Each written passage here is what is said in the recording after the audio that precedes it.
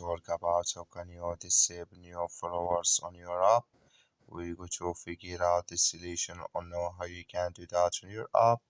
So all you have to do, so you just go above this sign, click on it here.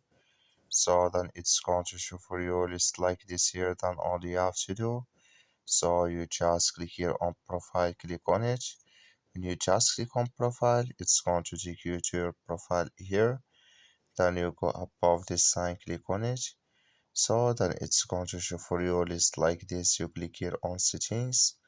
Then you come to this list here. Then all you have to do, just go down here, click here on activity filter, click on it here.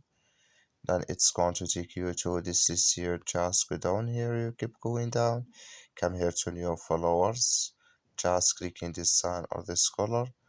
So like you see, when you click here in this sign, like you see color is gone.